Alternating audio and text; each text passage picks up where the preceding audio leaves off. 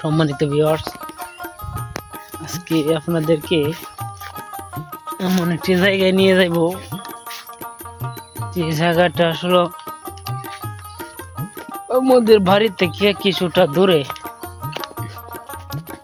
মোটামুটি আর ছোটখাটো বিল বলতে পারেন। তো নিচু জায়গা, তো জায়গায় সবাই ধান চাষ করছে, কারণ আমাদের এলাকায় কৃষিটা বেশি হয়, ধান চাষটা বেশি হয়, অন্য কিছু হয়।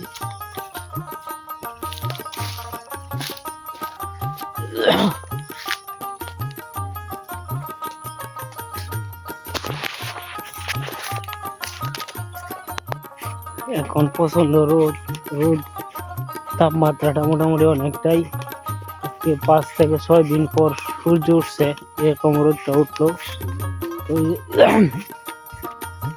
আমি যে বিলে আসলাম, বিলটা দেখেন আপনারা, কৃষক ভাইদের কি ক্ষতিটা হয়েছে। তো এটা তো বলে বোঝানো যাবে না, তো আপনারা দেখেন কি অবস্থা। ওই যে পানি, ধানগুলা কি অবস্থা হয়েছে, কতটুক পানি হয়েছে দেখেন। তো এই যে শুধু ধানগুলাই বেঁচে আছে, নিচে যে খের আছে এগুলা তেমন একটা ভালো নাই, ধানগুলা তেমন কেউ নাই। এইগুলা দেখেন কি ক্ষতি হয়েছে, কৃষকগুলা খাটতে পারবে কিনা তার সন্দেহ আছে। তো মানে সারা বিলেই এরকম অবস্থা। তো এখন যে ক্ষতিটা হয়েছে আমাদের কৃষক ভাইদেরকে, এই ক্ষতিটা তো পোষানো সম্ভব না।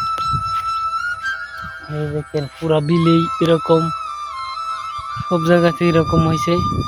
দেখেন কি অবস্থা, ধান কাটার মতো না, ধান পচে যাইতেছে।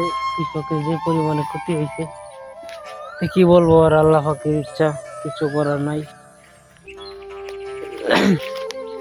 হুট করে বৃষ্টি হওয়াতেই, 4-5 দিন বৃষ্টি হয়েছে, তো এই ধানগুলো এখন পানির নিচে পড়ে গেছে।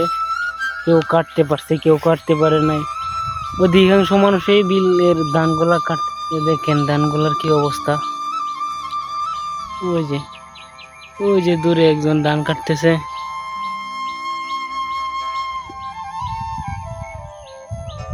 ওই যে দেখেন।